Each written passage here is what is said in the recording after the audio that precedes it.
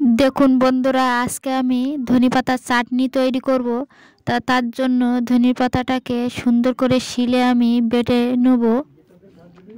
আর একটু নুন দিয়ে দিয়েছি, তাহলে বাটনাটা সুন্দরভাবে হবে। তা ধনেপাতার চাটনি করার জন্য আমি সুন্দর করে ধনেপাতাটাকে করে বেটে নিচ্ছি।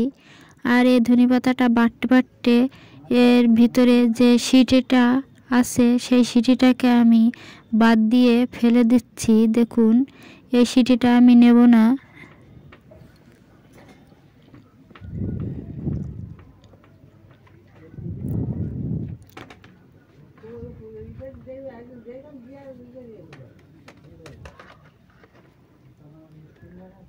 আর এইভাবে ধনেপাতার চাটনি করে তোমরা খেয়ে দেখবে কত টেস্টি হয়।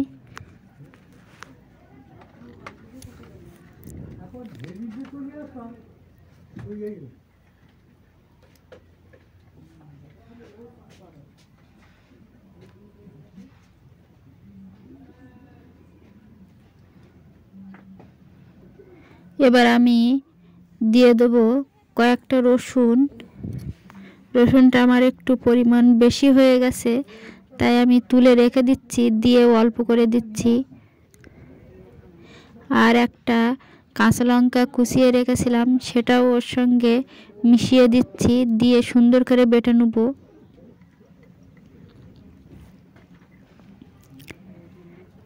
তুমি যত বেশি ধনেপাতা চাটনি তৈরি করবা তখন বেশি রসুনটা লাগবে। আর আমি যেহেতু অল্প চাটনি তৈরি করছি, ওই জন্য একটু রসুনটা কম করে দিয়েছি, না হলে রসুনের গন্ধ বার হবে।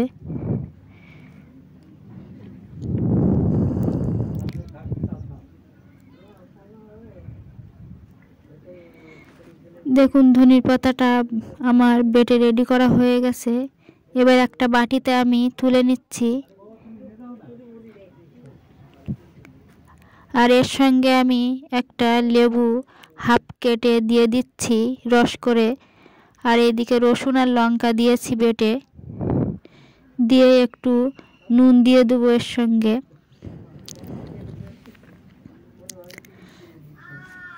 নুনটা দিয়ে আমি সুন্দর করে এটাকে মিশিয়ে নিচ্ছি, সব উপকরণগুলো একসঙ্গে। আর তোমাদের বাড়িতে যদি লেবুর রস না থাকে, তাই এর সঙ্গে তোমরা তেঁতুলও দিতে পারো।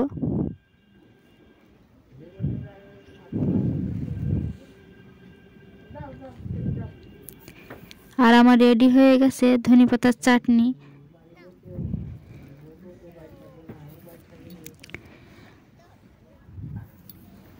আর অনেকেই আমাদের সবজি ক্ষেতটা ঘুরে দেখাতে বলেছে, খুব ভালো লাগছে সবজি ক্ষেতটা তাদের।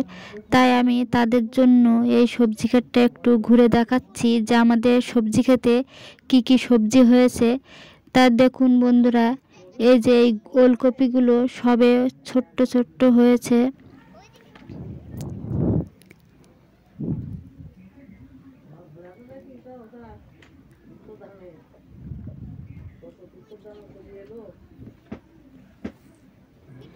আর এইদিকে দেখুন গাজর গাছ, এগুলো সবে চারাগুলো একটু বড় হয়েছে।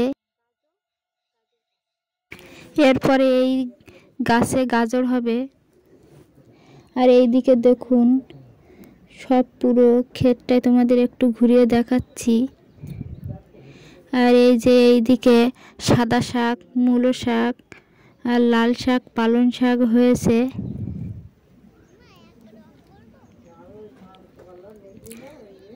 আর এইদিকে আমাদের কালুটা দেখুন কত সুন্দর খেলা করছে এখানে। তো ওকে আমি দুপুরে খেতে দিয়েছিলাম, খেয়েছে আর অল্প একটু রেখেছে। তা এখন আবার সেইটাই খাওয়া শুরু করেছে, ভাতটা। আর এইদিকে আমাদের গরুটা শুয়ে আছে, দেখুন